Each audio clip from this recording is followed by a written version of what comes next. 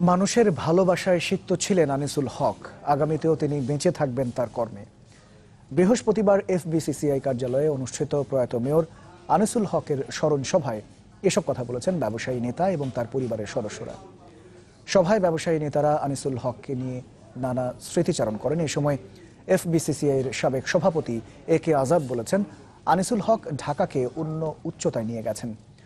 তার অসমাপ্ত কাজ শেষ করার পরামর্শ দিয়েছেন তিনি। শোকসভায় আনিসুল হকের স্ত্রী রুবানা হক সবার কাছে দোয়া কামনা করে বলেছেন, আনিস সবার মাঝেই আছেন, তিনি থাকবেন। সভায় আনিসুল হকের আত্মার মাগফিরাত কামনা করে দোয়া এবং মোনাজাত অনুষ্ঠিত হয়।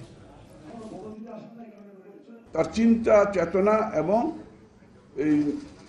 সেই আইডিয়াস, এই জিনিসগুলো খুবই something has to B appreciated. এই এফবিসিসিআই যদি শক্তিশালী না হয় তাহলে ব্যবসায়ীরা শক্তিশালী হবে না, তাদের কণ্ঠস্বর শক্তিশালী হবে না।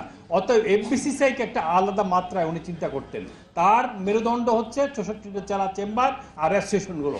এই অ্যাসোসিয়েশনগুলো ভিতকে উনি শক্তিশালী করতে চেয়েছেন। আপনারা আমার বাচ্চাদের জন্য দোয়া করবেন, আমার জন্য দোয়া করবেন। আনিস তো নিশ্চিত, আমি আল্লাহ পাক ওনাকে জান্নাতে রেখেছেন। আপনারা সবাই এত স্নেহ করেছেন, এত ভালোবেসেছেন যে আপনাদের এই স্মরণের ভালোবাসায় উনি স্নাত আজকে।